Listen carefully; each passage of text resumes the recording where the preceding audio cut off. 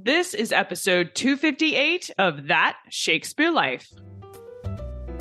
Just like the work of William Shakespeare, That Shakespeare Life is supported by our patrons. Listeners just like you help support our show, contribute directly to programming, and get access to special bonuses, including over 150 additional episodes of our show not available on public listening platforms. Find all of the good stuff and sign up today at patreon.com/thatshakespearelife. Hi, I'm Mary Wiesner-Hanks, and I'm the author of The Marvelous Harry Girls, The Gonzalez Sisters and Their Worlds, which was published by Yale in 2009. Another great method for studying the life of William Shakespeare includes listening to this. It's That Shakespeare Life with my friend, Cassidy Cash.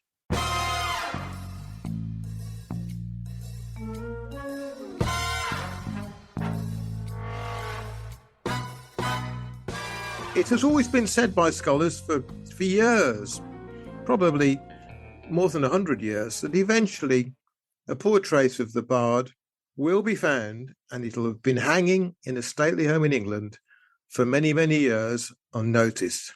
And I'd like to think this is it. Welcome to That Shakespeare Life with Cassidy Cash. Cassidy believes that if you desire to successfully learn or perform Shakespeare's plays, then understanding the real life and history of William Shakespeare himself is a must. That Shakespeare Life is the podcast that helps you go beyond the curtain of some of Shakespeare's most iconic works and explore the world of early modern England as Shakespeare would have lived it, learning from the writers, historians, and performers who know it best. And now, here's Cassidy. Of all the history we know about William Shakespeare and what it was like to live in turn of the 17th century England, one of the hardest things to know for sure about the bard is what he looked like. There are only two verified portraits of William Shakespeare. One is the bust available at his funerary monument in Stratford Upon Avon, and the other is known as the Droeshout portrait, which is an engraving on the title page of the First Folio that was published in 1623.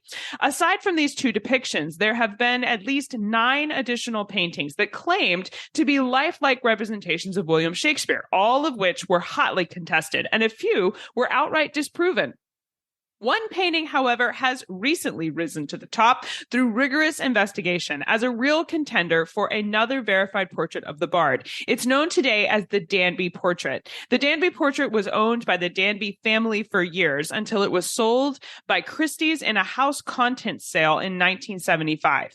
At that time, the painting was misattributed and has since been shown to be a painting by Robert Peake, a professional artist from Shakespeare's lifetime who not only knew about William Shakespeare, but actually worked with him directly in theater. Our guest this week, Duncan Phillips, is the art gallery owner who recently displayed the Danby Portrait, and he joins us to share about the history of this painting, its connections to Shakespeare, and the recent evidence that's been uncovered that suggests the portrait is not only of William Shakespeare, but it has more evidence than the other paintings of William Shakespeare to be a real portrait painted from life. We're excited to talk with him about this today. Duncan Phillips has a background in education and journalism, working in the art and antiques market since the early 1980s. During that time, Duncan has been a regular writer and commentator on the art market, a researcher, and occasional buyer and seller of paintings. In addition, he has worked extensively in communications, providing marketing support to major art and antique fairs in the UK and overseas. Duncan has contributed to various publications, including the Antique Dealer and Collector's Guide, The World of Antiques, the Glasgow Herald, and The Scotsman, among many others. He has spoken on numerous TV and radio programs in recent years, and he has been approached to provide research on several projects, including the history of this newly revealed portrait of Shakespeare known as the Danby Portrait. He joins us today to share from his expertise and research exactly what they found and why they believe it's a real portrait of William Shakespeare. Hello, Duncan. Welcome to That Shakespeare Life. Hello, Cassidy. How are you? Why is the Danby Portrait only now being investigated as a potential portrait of the real William Shakespeare? Where has this painting been all this time? It's a good question. Well, the painting has been on a wall in a stately home in Yorkshire, in England, for the past 400 years.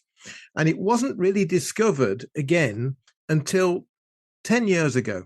My friend and colleague who lives in Birmingham was bequeathed the painting in a friend of his will. The painting came originally from Swinton Hall in Yorkshire, which dates back to the late 16th century. And we now believe it was there since around 1780, 1790. But in 1973-4, the family who lived in the hall then decided to sell it. Then it was simply on display as Shakespeare, and they must have thought this could be something special. So they took it down to London to the Courtauld Institute, which you'll probably know and your followers may do, is the place to take pictures in England. And they looked at it and they simply photographed it and they thought Shakespeare. But they didn't take the frame apart. They didn't examine it very carefully. And they sent it back to the family. But they took a photograph, which I found just 2 years ago in the Witt Library, part of the Courtauld, where it was a record of how the painting appeared back in 1973.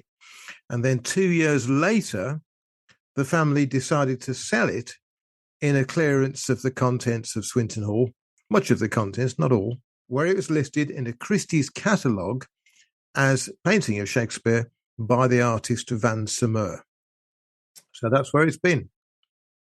So as we're on audio here for the podcast, describe for us what the portrait looks like physically and what traits specifically make it a contender for being William Shakespeare. Yes, surely. If I showed you the picture now and I said, "Who's that?" you'd say immediately, that looks very like Shakespeare. It's a kindly man, soft eyes, looking slightly to his left, as so many portraits of that period did. He's captured wearing a ruff that's typical of the period and a tunic or a doublet that's typical of the period. It's dated 1608. It's signed by Peake. The sitter's age is shown as 44. And of course, we know that Shakespeare was 44 in 1608. He's a kindly looking gent with a high receding forehead, a beard, and like so many portraits of people from the period, he has quite a sort of a narrow face. And if you look at portraits of English gentlemen from, I guess, mid-16th century to the 1620s, 30s, so many of them have narrow faces. It was the fashion, how to present yourself to the public. So we find this gentleman who looks like a scholar. He looks like a kindly, benevolent man. He fits in with Ben Jonson's comment, "My gentle Shakespeare." This is the man. And it has always been said by scholars for years, probably more than 100 years, that eventually a portrait of the bard will be found and it'll have been hanging in a stately home in England for many, many years unnoticed. And I'd like to think this is it. It's finally come true here. It's exciting to think that it fits, all of these things, all of the particulars that we would be looking for, which I know you mentioned that the Institute didn't take apart the picture, but obviously that's been done at this point. Tell us about the tests that have been done on the painting itself. Yeah, sure. I mean, did we look at things like the pigment to determine, if the painting itself dated to within Shakespeare's lifetime, or what did the test discover? Well, when my colleague inherited or was given the picture, really, various people said to him, "That looks so like Shakespeare." So he took it to a conservationist who cleaned the picture and took off the frame. That's the first thing you do. Whatever you've got, you take the frame apart, you look at the actual physical canvas to see how it appears, how it stood up over 400 years. And the first thing they find is the monogram of the artist, which is distinctive for Robert Peake. That hadn't been found before, which was incredible. It has simply never been taken apart. So the original stretcher on the back of the picture was there. The picture had been relined at some point. We now think probably around 1780, 1800. So it had been well cared for. And when you get a picture that's 400 years old, it's almost sure to have damage. So many pictures have been overpainted, cleaned, badly restored, and so forth. This has very, very minor water damage in a corner, nothing significant.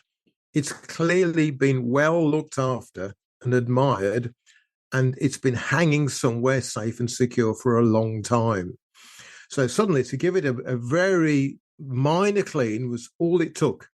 Then it was taken down to the courthold again, I suppose about 4 years ago now, and it's been there twice. And it's had the pigments tested, the canvas tested, everything that's been done that you would have to pay for at the cost of several thousands of pounds. And it's been looked at. And there is nothing wrong with it whatsoever. Tiny bit of overpainting in various parts of the beard, we think to cover up some kind of indentation or mark that's appeared, but nothing significant. Everything is original about it. That is almost special in itself. Then we look at the people who lived at Swinton Hall in the period when we first get details of the picture being there. And William Danby was a collector of paintings.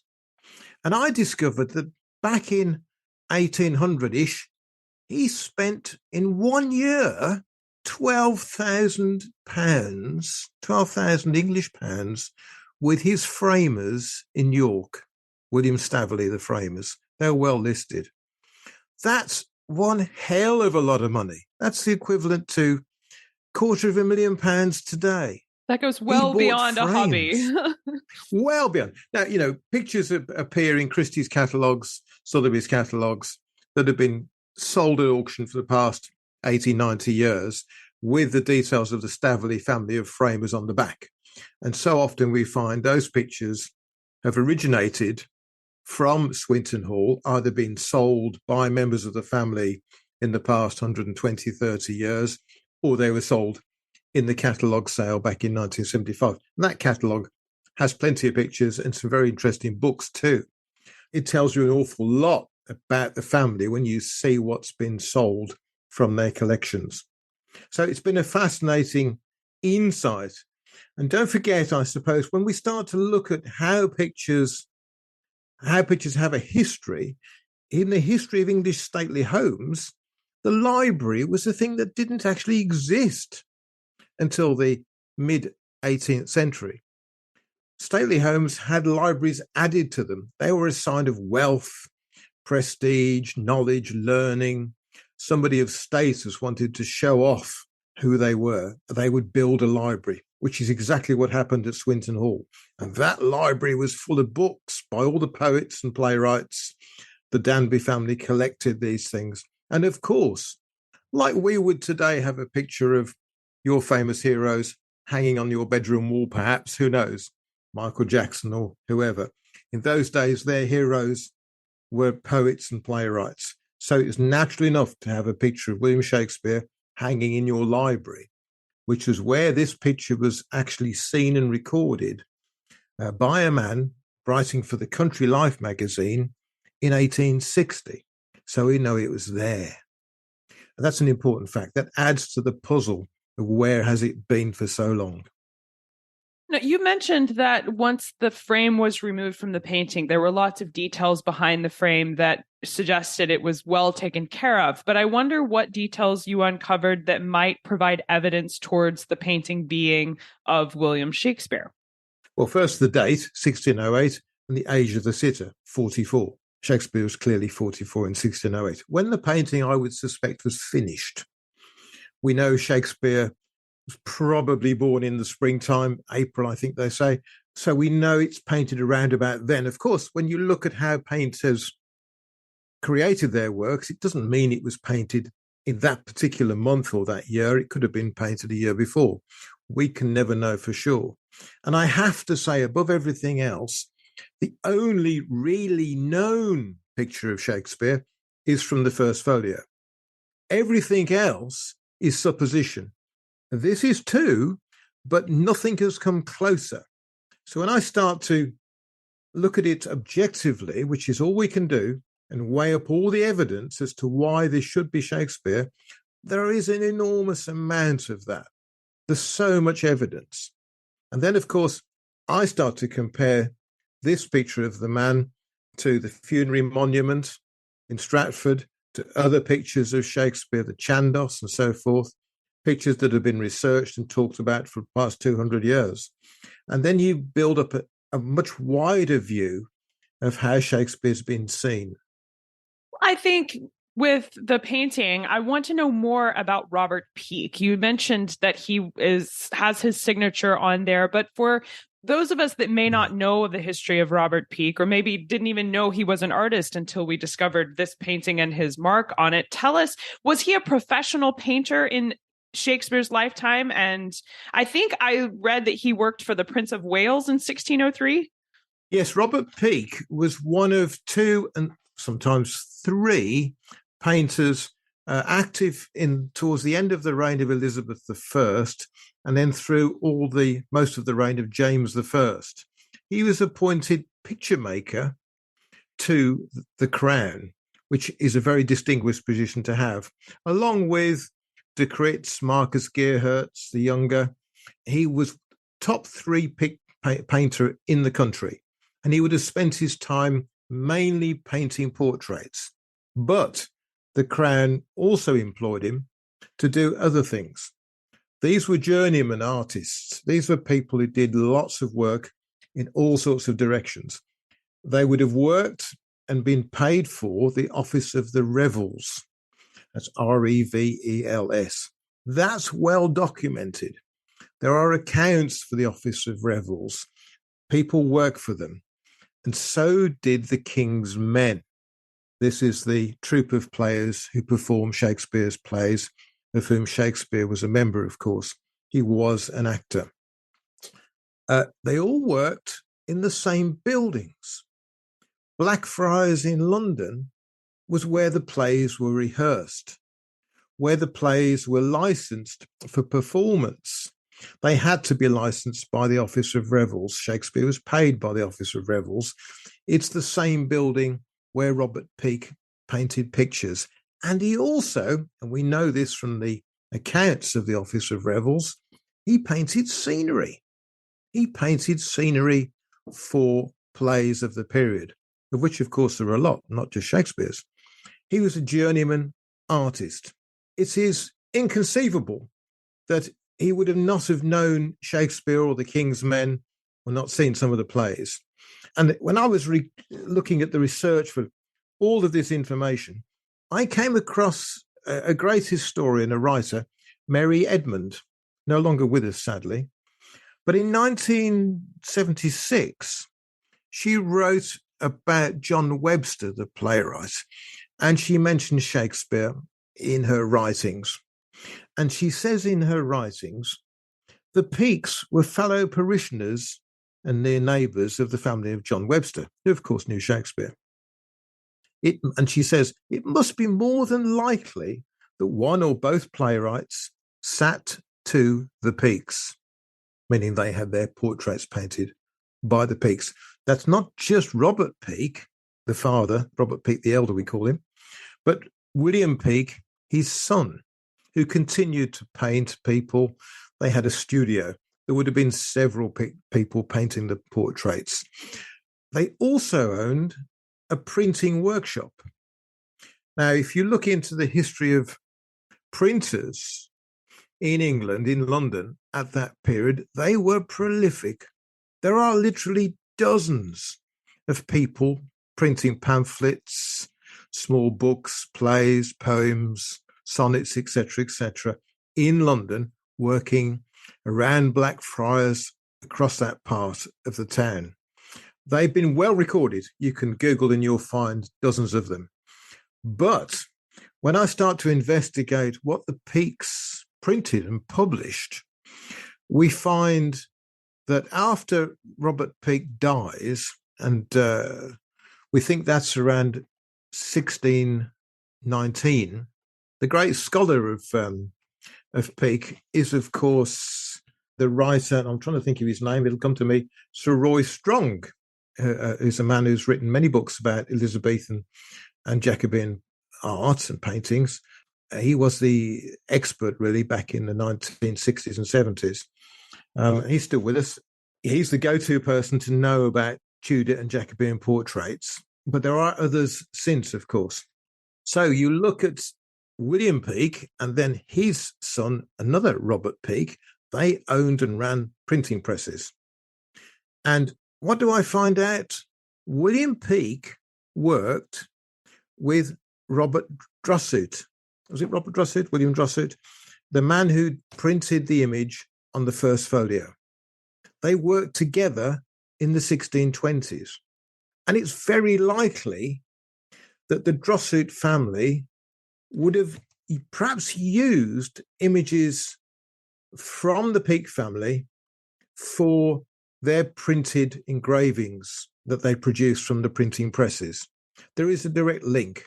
There are pictures, engravings in the V&A in London, printed by William Peake by the Droeshout family. There is a connection between both, which makes the connection between the First Folio and the Peake family very strong indeed. So it's not just plausible that Peake would have been, around or employed this way, but there are very detailed personal connections between Robert Peake and William Shakespeare that you could argue they were connected and potentially knew each other without this painting. So that's just another layer of veracity that gets put on this portrait. Absolutely right. Yes, correct. There is something more too.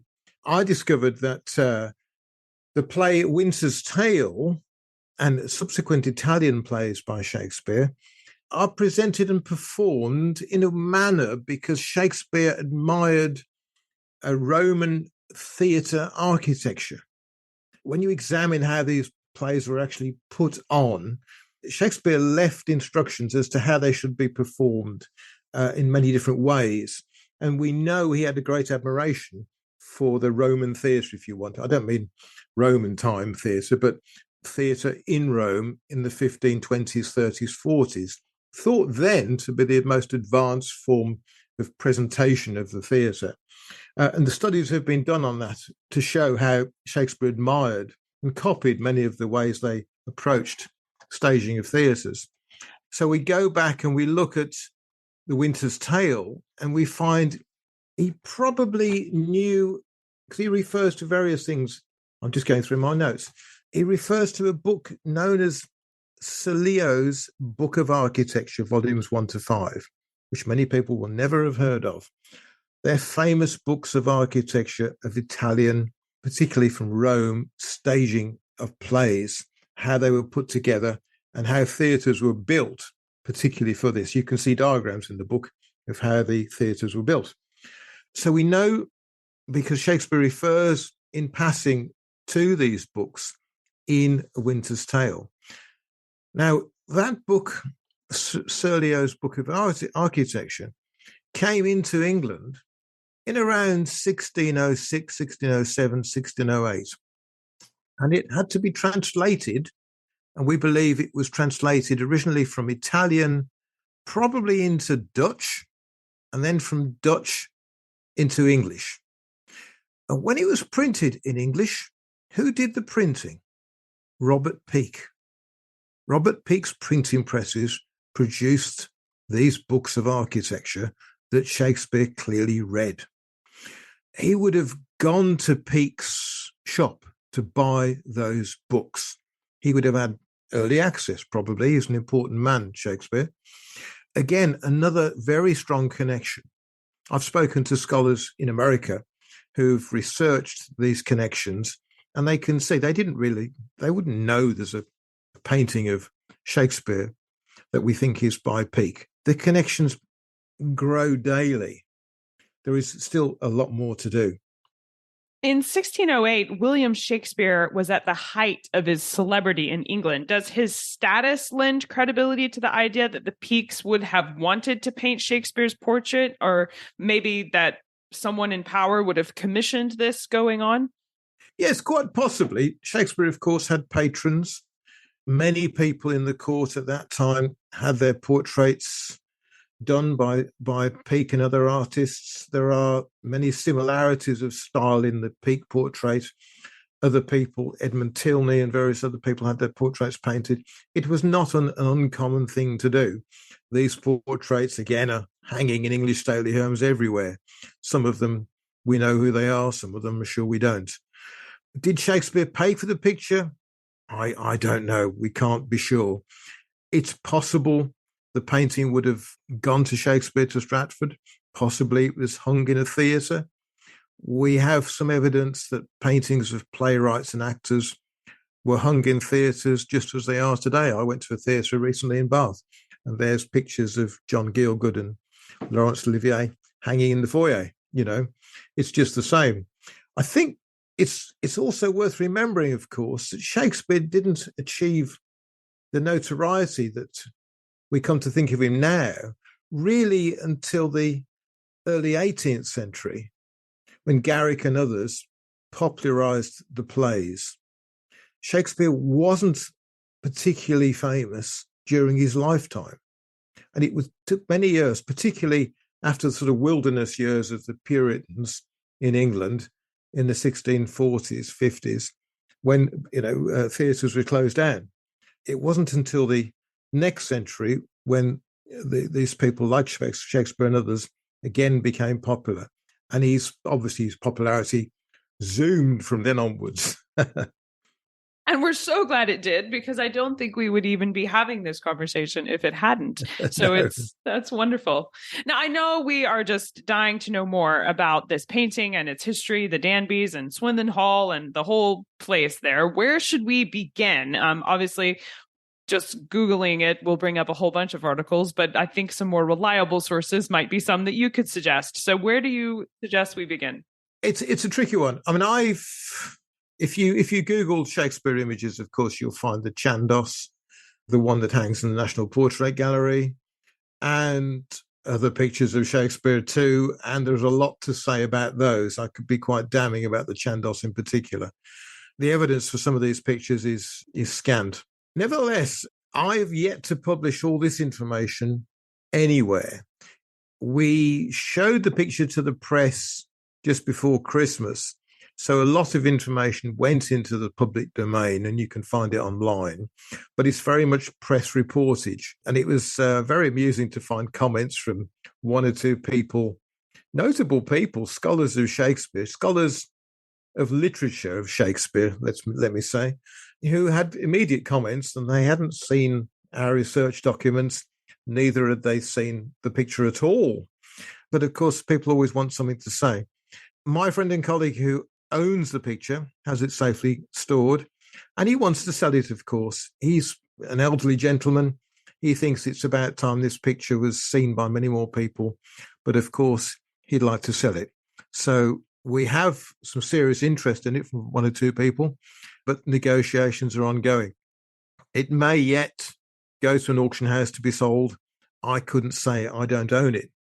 My involvement has been to do the research, and I must say, when I was first approached, I was skeptical. Anybody would be. But the more you begin to find out, particularly about Peake, that's when it becomes clear. I think so much research has been done about Shakespeare to find fresh information about his life and what he did during his life is very difficult. But to find information about Peake and his family and what they did is all there still to be done. And the quest to find more information about the Peake family continues.